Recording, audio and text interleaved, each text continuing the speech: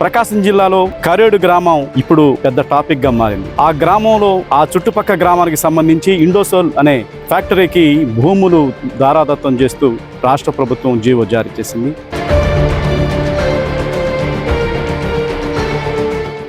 ఈ జీవోని తీవ్రంగా ఆ గ్రామ ప్రజలు వ్యతిరేకిస్తూ ఉన్నారు. ఎందుకంటే 3 పంటలు పండే ఆ గ్రామాల్లో ఇండోసోల్ ప్రాజెక్టుకి భూములు ఇస్తే తాము ఎటుపోతాము, తామేమమాలనేది వాళ్ళ భయాందోళన వ్యక్తం చేస్తూ ఉన్నారు.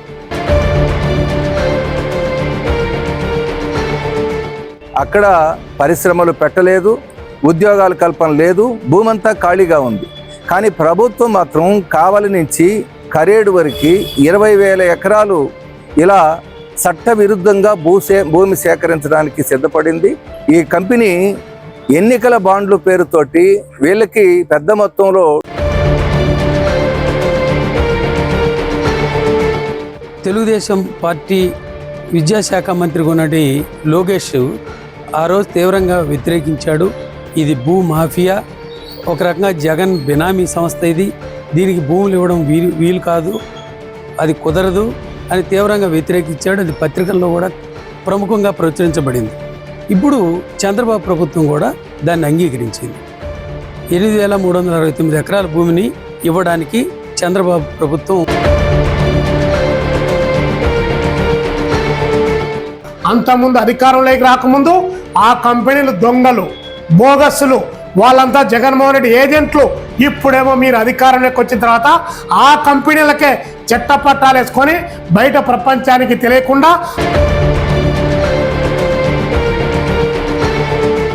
మీ మోసపు మాటలు నమ్మి మీతోటి చేయగలిగినటువంటి వాళ్ళని ఎందుకు బెదిరింపులు వెతుకుతున్నావు? మేము ఇక్కడ కొన్నయము, అమ్మనేయము, దీన్ని పక్కన పెడతాము, పక్కన పెడితే మీకు అమ్మకానికి వీలు కాదు, కొనుగోలుకి వీలు కాదు, ఇది ఎందుకు కూరగాకుండా పోద్దని బెదిరింపులు ఎందుకు సార్? మీరు అందరి భవిష్యత్తు చూస్తామంటున్నారు. మీ భవిష్యత్తు, మీ కొడుకు భవిష్యత్తు, మీ మనవడి భవిష్యత్తు చూసుకోండి మేస్తారు.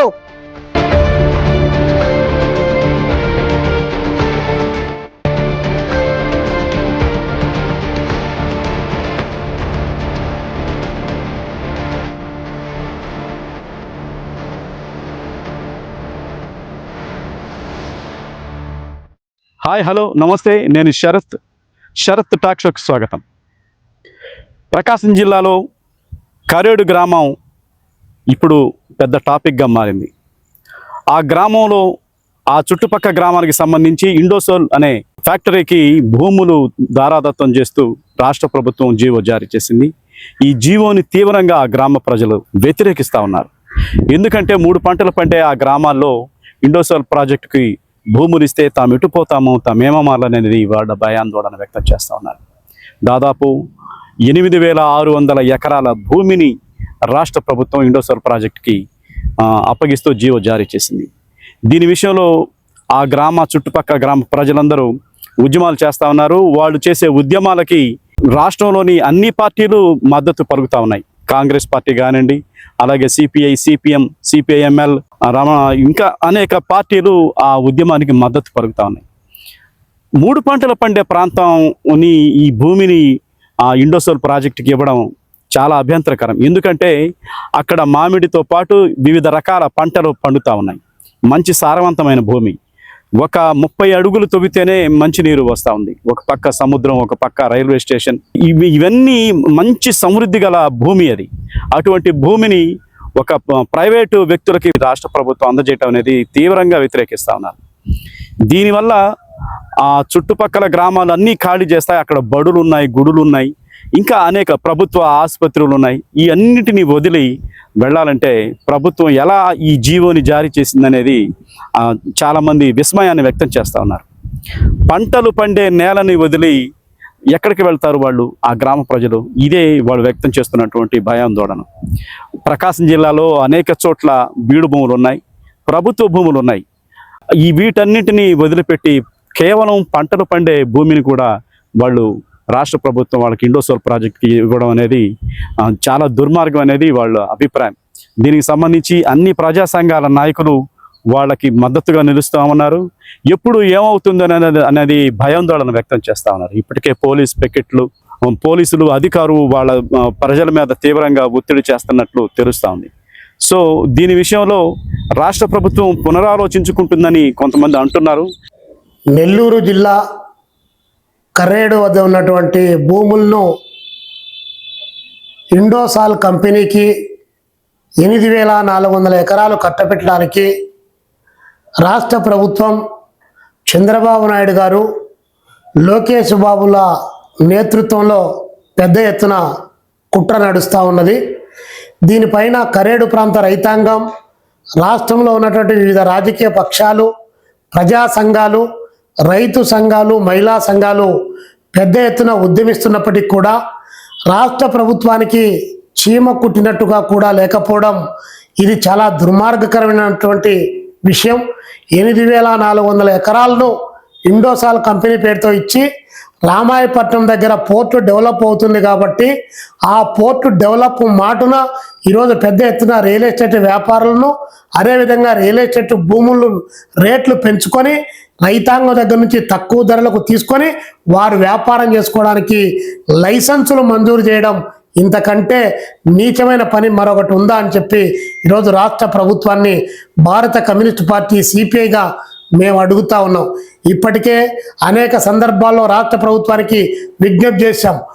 ఇప్పుడు మళ్ళీ పెద్ద చెరువు అనేటువంటి పేరుతో 1,300 ఎకరాలను దాన్ని చెరువును ఆక్రమించుకోవడానికి దీని మాటలో కుట్ర నడుస్తూ ఉంది. అక్కడ ఉన్నటువంటి జనం ఎస్సీలు ఉన్నారు, ఎస్టీలు ఉన్నారు, మత్స్యకారులు ఉన్నారు, పల్లెకారులు ఉన్నారు, బీసీలు ఉన్నారు.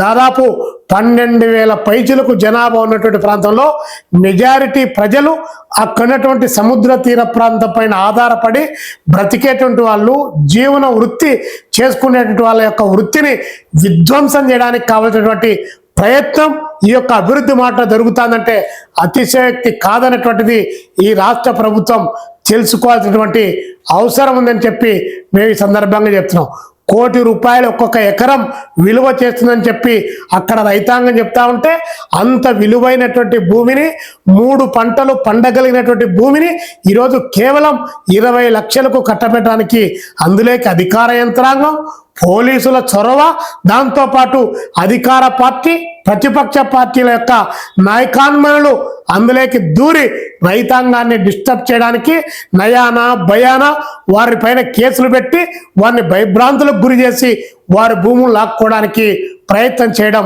ఇది సరైనది కాదు. ఒకవైపున ప్రకృతి విస్తారంగా డెవలప్ అవుతున్నటువంటి నేపథ్యంలో ప్రకృతిని విధ్వంసం చేసి దాని మాటున కార్పొరేట్ల వ్యాపారాన్ని పెంచడానికి చేస్తున్నటువంటి ప్రయత్నం వెనుక ఎంత పర్సెంటేజ్ మీకుంది? 11% మీకుందా? 12% మీకుందా?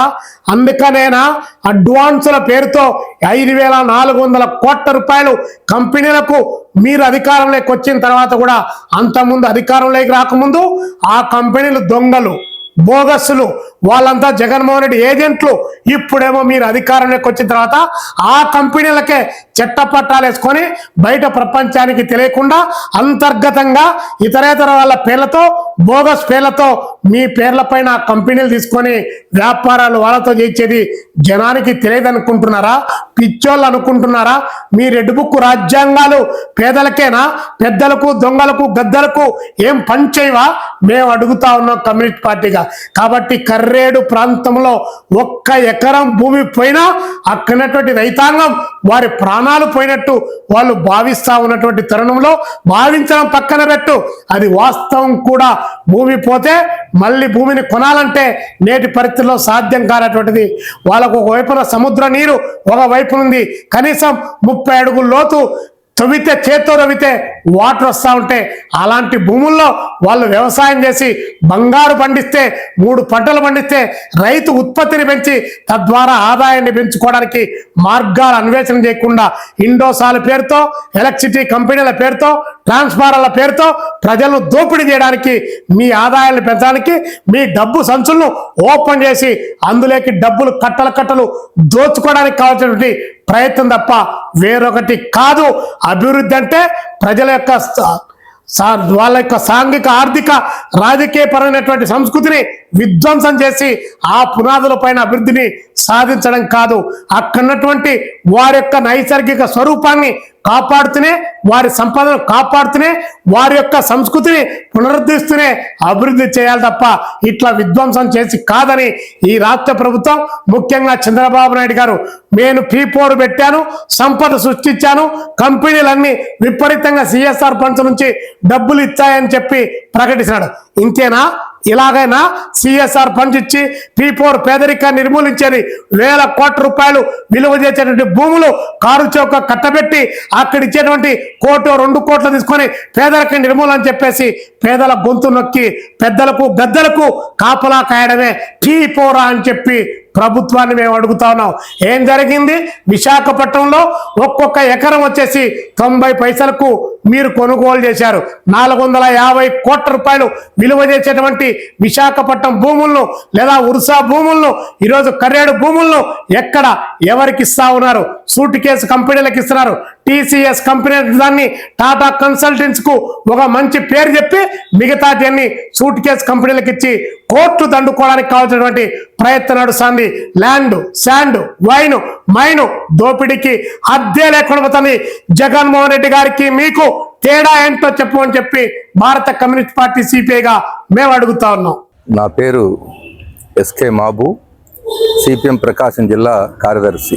నెల్లూరు జిల్లా ఉలవపాడు మండలం కరేడు గ్రామంలో మన రాష్ట్ర ప్రభుత్వం 8,358 ఎకరాల భూసేకరణ చేస్తుంది.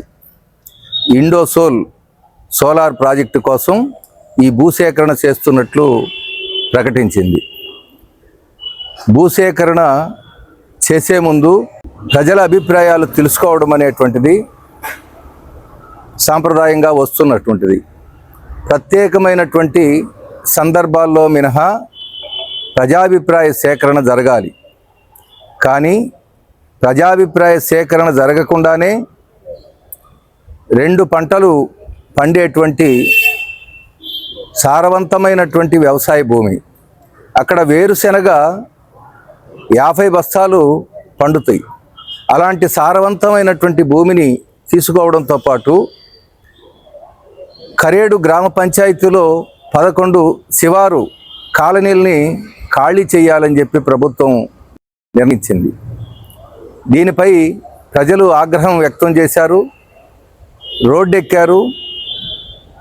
దేనికైనా మేము సిద్ధపడతాం, మేము గ్రామాన్ని ఎవరు గతంలో ఈ సోలార్ ప్రాజెక్టు కోసం గత ప్రభుత్వం వైసీపీ ప్రభుత్వం 5,000 ఎకరాలు రామాయపట్నం పోర్టు దగ్గర కేటాయించింది. దాన్ని రద్దు చేసి ఇక్కడ కేటాయించడానికి సిద్ధపడింది. ఏదైనా అత్యవసరమై ప్రభుత్వ అవసరాల కోసం మాత్రమే ఇలాంటి నిర్ణయం తీసుకోవాలి. ఒక ప్రైవేటు కంపెనీ కోసం ప్రజలందరినీ వాళ్ళని సంప్రదించకుండానే ఇలాంటి నిర్ణయం తీసుకోవడం అనేటువంటిది ఈ రాష్ట్ర ప్రభుత్వం ఎందుకు ఈ విధమైనటువంటి చర్య తీసుకుందో అర్థం కావడం లేదు. వాస్తవంగా నెల్లూరు జిల్లాలో కృష్ణపట్నం సెజు, ఇంకా శ్రీ సిటీ, ఇలాంటి రకరకాలైనటువంటి సెజల పేరుతోటి 40,000 ఎకరాల భూమి ఖాళీగా ఉంది. అక్కడ కలెక్టర్ ప్రకటించాడు 40,000 ఎకరాలు. ఈ పాటికే భూములు తీసుకున్నటువంటి పారిశ్రామికవేత్తలు అక్కడ పరిశ్రమలు పెట్టలేదు, ఉద్యోగాల కల్పన లేదు, భూమి అంతా ఖాళీగా ఉంది. కానీ ప్రభుత్వం మాత్రం కావలి నుంచి కరేడు వరకు 20,000 ఎకరాలు ఇలా చట్టవిరుద్ధంగా భూమి సేకరించడానికి సిద్ధపడింది. అంటే రాష్ట్ర ప్రభుత్వం ఎందుకు ఇలాంటి చర్యలు తీసుకుంటుందో అర్థం కావడం లేదు. వాస్తవంగా గతంలో ఈ షిరిడి సాయి ఎలక్ట్రికల్ అనేటువంటి ఈ సంస్థ, ఇది జగన్ బినామీ అని చెప్పి ఆ రోజు చెప్పినటువంటి వాళ్ళు ఇచ్చినటువంటి భూమి రద్దు చేసి అంతకంటే ఎక్కువ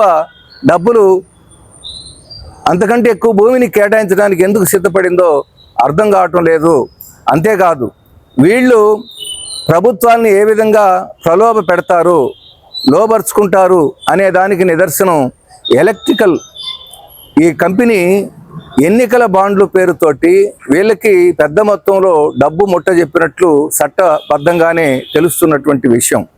అంటే వీళ్ళు ప్రజలకి జవాబుదారీతనంగా లేరు, కేవలం కార్పొరేట్ కంపెనీలకి ఏజెన్సీలుగా ప్రభుత్వాలు పనిచేస్తున్నాయి అనేటువంటి జరుగుతున్నటువంటి న్యాయమైనటువంటి పోరాటం. ఖచ్చితంగా ఆ పోరాటం విజయవంతమై తీరుతుంది. మనం చూసాం ఈరోజు దేశవ్యాప్తంగా కర్ణాటకలో 3 సంవత్సరాల పాటు 3000 ఎకరాలు ఎయిర్పోర్టుకు సంబంధించినటువంటిది ప్రభుత్వం ఒక నోటిఫికేషన్ ఇస్తే దానికి వ్యతిరేకంగా 3 సంవత్సరాల పాటు రైతు సంఘాలు పోరాడిని రాష్ట్ర ప్రభుత్వం దిగివచ్చి 3 రోజుల నాడు మేము వెనక్కి తీసుకుంటామని చెప్పి ప్రకటించక తప్పలేదు. ఇవాళ దేశవ్యాప్తంగా కేంద్ర ప్రభుత్వం కానీ కేంద్ర ప్రభుత్వం కనుసన్నలో నడుస్తున్నటువంటి రాష్ట్ర ప్రభుత్వాలన్నీ కూడా ఇవాళ పారిశ్రామికవేత్తలకి కార్పొరేట్ కంపెనీలకి దాసోహం అంటూ ప్రజల్ని విస్మరిస్తూ ఉన్నారు, వాళ్ళకి ఏజెన్సీలుగా పనిచేస్తూ ఉన్నారు. ఖచ్చితంగా ఈరోజు దేశవ్యాప్తంగా ప్రజా ఉద్యమాల ద్వారానే దీన్ని తిప్పికొట్టగలుగుతాం. ఆ విధంగా ప్రజలు ఉద్యమంలోకి వస్తున్నటువంటి పరిస్థితి కనిపిస్తూ ఉంది. అందుకని ఉలవపాడులో జరిగేటువంటి న్యాయమైనటువంటి పోరాటానికి, అది పాత ఓల్డ్ ప్రకాశం జిల్లానే, అక్కడ జరుగుతున్నటువంటి పోరాటానికి కూడా ప్రకాశం జిల్లా సిపిఎం కమిటీ సంపూర్ణమైనటువంటి మద్దతు ఇస్తూ ఉంది. అవసరమైతే మేము కూడా అక్కడికి వెళ్ళి వాళ్ళతో కలిసి పనిచేయడానికి మేము సిద్ధంగా ఉన్నామని చెప్పి ఈ సందర్భంగా తెలియజేస్తున్నాం. కరేడు పచ్చని పంట పొలాలు, జీవ వైవిధ్యం కలిగినటువంటి పొలాలు, వీటన్నిటినీ భూసేకరణ కింద 8,369 ఎకరాల భూమిని ప్రభుత్వం తీసుకోబోతుందని జియో నెంబర్ 43/3 మార్చి 25వ తేదీన ప్రకటించింది.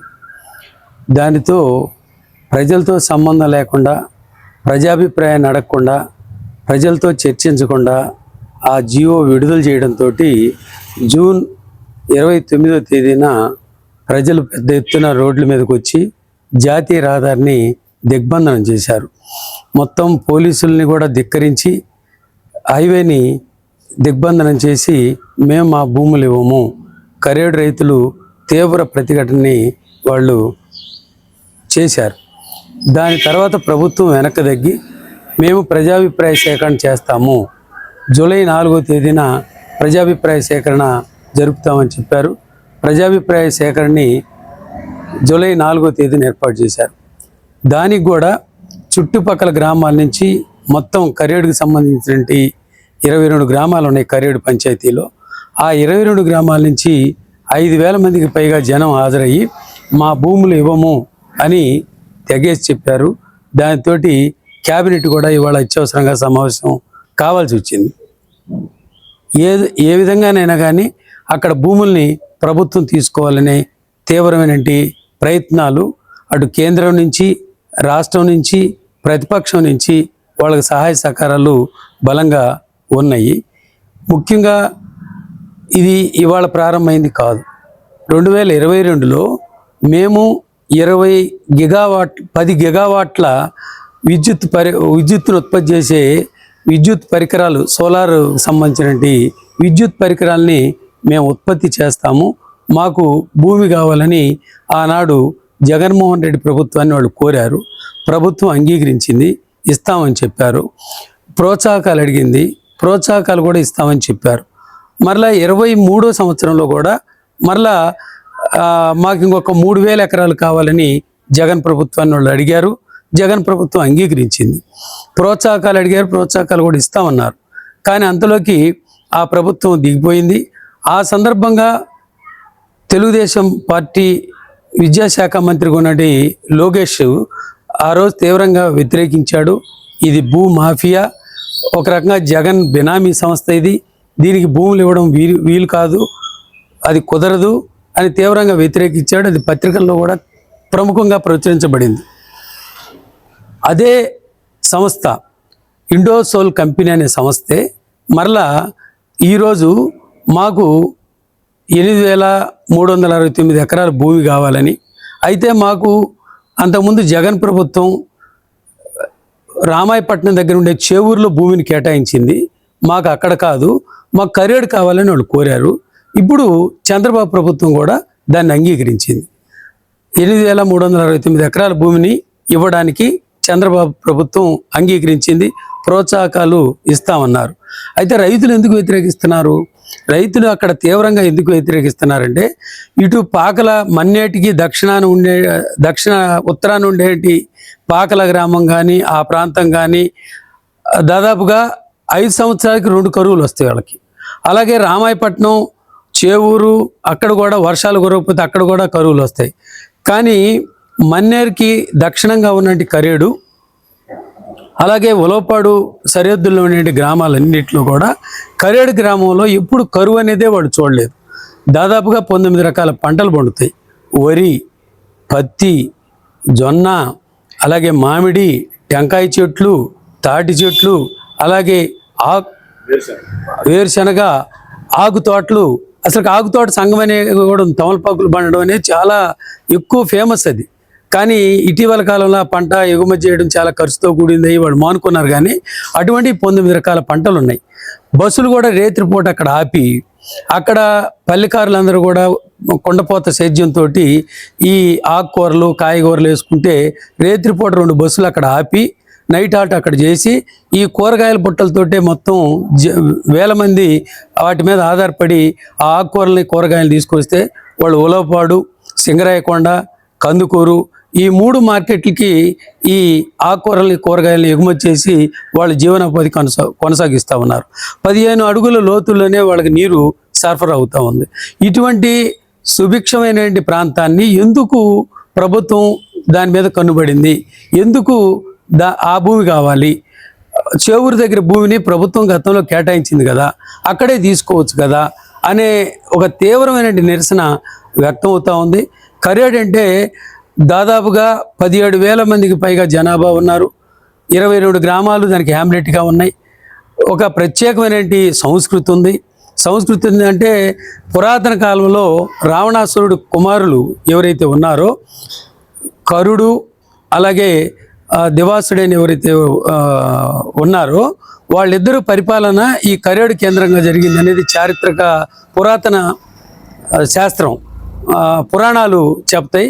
కర్ ప్లస్ రేడు, కరేడు అంటే రావణాసురుడు వెళ్ళిన ప్రాంతం ఇది, సుభిక్షంగా ఉంది అనేది అక్కడ ప్రజల విశ్వాసము. కరేడు గ్రామస్తులు మహిళలతో సహా ఇళ్ల నుంచి బయటకు వచ్చి జాతీయ రహదారులను దిగ్బంధనం చేసే క్రమంలో వారికి అపూర్వమైనటువంటి మద్దతు లభిస్తూ ఉంది వివిధ వర్గాల వారి నుంచి. దానికి ఏరువాక రోజున ప్రారంభం చేసిందే శోభనాథేశ్వరరావు గారు, నేతి మహేశ్వరరావు, నేను, అరుణమ్మ, తాటగడ్డ అరుణమ్మ తదితరులు. ఇవాళ ఏమవుతుంది? ఆ వేళ ఎవరు ముందుకు రావడానికి భయపడ్డారు. ఇవాళ మిమ్మల్ని భయపెట్టే స్థాయికి ఉద్యమం వచ్చింది.